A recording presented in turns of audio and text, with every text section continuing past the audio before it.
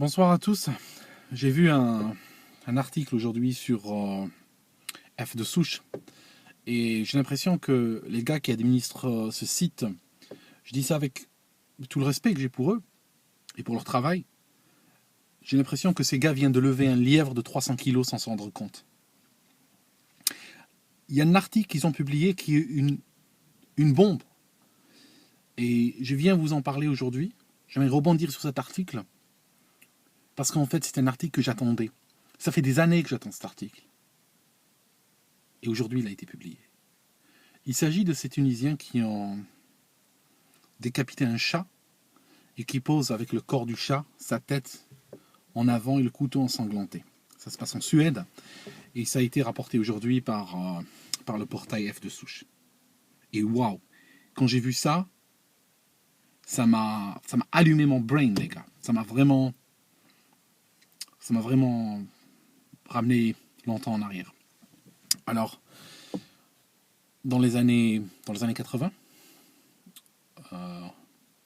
j'étais ado, je vivais en Algérie, et ce qui se passe, c'est que à l'époque, et j'ai toujours d'ailleurs, une certaine sympathie pour les animaux. Et avec le temps, j'avais acquis une sorte de savoir empirique qui me permettait de les aider.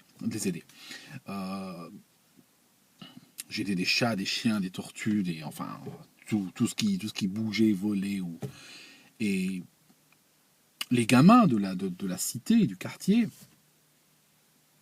avaient connaissance donc de ce fait, et régulièrement, quand ils trouvaient une bête en détresse, soit ils la mettaient dans un carton, ils me la ramenaient, soit s'ils avaient peur de s'en approcher, ils venaient frapper à la maison, ils me demandaient de venir voir. Et donc, de cette manière-là, j'étais régulièrement exposé à des problèmes d'animaux.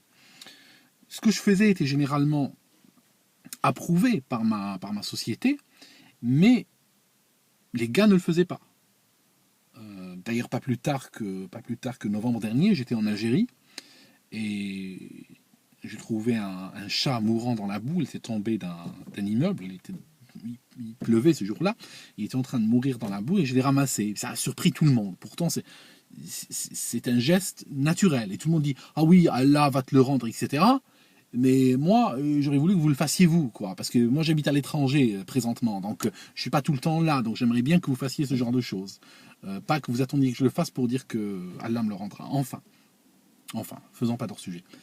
Euh, Milieu des années 80, j'ai constaté une montée en flèche de la cruauté gratuite envers les animaux. Je me rappelle de deux cas particuliers. Alors, il y en a beaucoup, mais il y en a deux qui me reviennent là à l'esprit, on les oublie jamais. Il y avait une chatte qui avait fait des petits dans une sorte d'armoire en béton qui contient un compteur d'eau. Et en fait, il y a des enfants qui m'avaient appelé pour voir, donc j'étais allé voir. C'était une chatte que je voyais souvent qui traînait dans la cité. Elle était en bonne santé, elle avait des petits, ils étaient là, ils devaient avoir quelques heures seulement.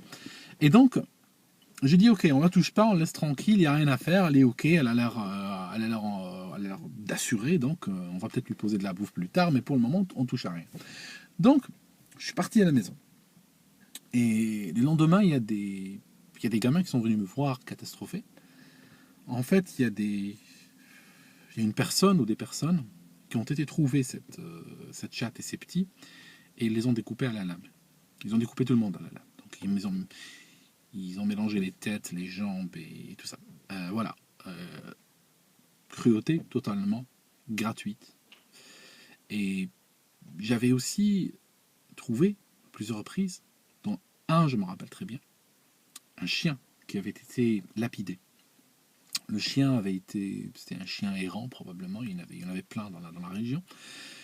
Et en fait, il y a des, ce que vous appelez vous des jeunes qui marchent en bande, cherchant quelque chose à tuer. Ils n'ont strictement aucune empathie, que ce soit vers un animal ou vers un humain ou autre. Hein. Si, vous savez, ce qu'on disait le marquis de Sade, si tuer toute l'humanité et me procurer autant de plaisir que de manger un bonbon, je n'hésiterais pas à le faire si je pouvais. C'est un petit peu comme ça qu'il fonctionne. Sauf qu'il le ferait pour encore moins qu'un bonbon. Et en fait, le chien avait été lapidé et il se trouvait en deux dimensions. était éclaté en 2 dimensions, et autour de lui, il y avait plein de grosses pierres. Je ne vous parle pas de toutes les bêtes qui avaient réussi à fuir un massacre à la dernière minute et puis qui fuyaient avec des blessures horribles. Et en fait, à l'époque, quand j'ai vu ça, je savais que ce n'était qu'une répétition. Je savais que l'Armageddon arrivait. Je savais clairement que ces actes-là, que des personnes capables de commettre des atrocités pareilles n'hésiteraient pas du tout à les commettre sur des êtres humains à la première occasion venue. Et le temps m'a donné raison. Je n'ai aucun mérite que le temps me donne raison. Je n'ai fait que constater un fait simple et en tirer une conclusion extrêmement simple aussi. Ce n'est pas de la rocket science. On ne va pas envoyer un satellite autour de la Terre. On est en train de parler de choses extrêmement simples. J'ai vu des horreurs commises sur des animaux de manière gratuite au milieu des années 80. J'ai pensé que ça allait venir chez nous et que ça allait être commis sur des humains. Et dès que j'ai senti l'odeur du vinyle, j'ai pris mes affaires et puis j'ai pris la poudre d'escampette également. Et j'ai débarqué donc en Europe, avant d'être suivi par tout le monde. Ça, c'est une autre histoire.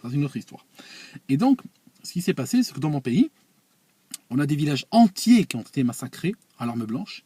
On a des femmes qui ont été éventrées et leur fœtus coupés en morceaux. Et d'autres choses tellement horribles que je ne peux même pas raconter.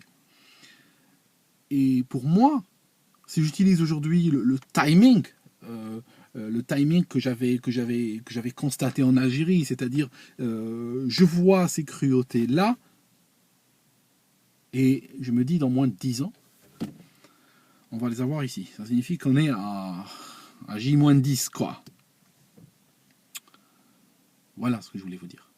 Et quand j'ai vu cette nouvelle sur F de Souche aujourd'hui, quand j'ai vu ces fucking Tunisiens qui tenaient cette tête de chat qu'ils avaient décapité, j'ai compris que l'histoire n'est qu'un éternel recommencement. Et j'en tire exactement les mêmes conclusions que je tirais quand j'avais 12 ou 13 ans. Et aujourd'hui, des années plus tard, je revois les mêmes mécanismes se mettre en place. Les mêmes mécanismes se mettre en place. Il y a un type, Einstein, je crois, il a dit qu'il n'y a que les fous qui croient qu'ils peuvent faire la même chose sans arrêt jusqu'à obtenir un résultat différent. Non. Si on fait la même chose, on fait les mêmes choses, on suit le même chemin. Il y a des lois de la physique, la nature marche comme ça. Et elles finissent par donner les mêmes horreurs. Donc, voilà où nous en sommes.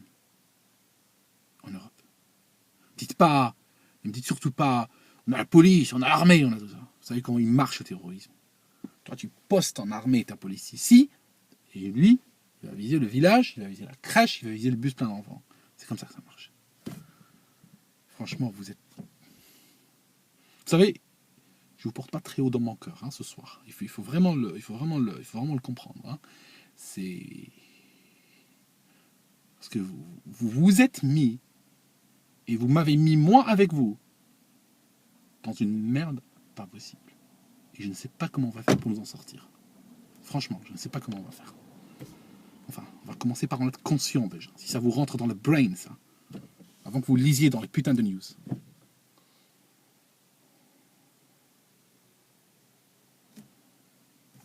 Faut que j'arrête parce que si je continue comme ça, je vais me fâcher. Donc, je vais essayer de ne pas me fâcher ce soir. Je vais essayer de rester zen.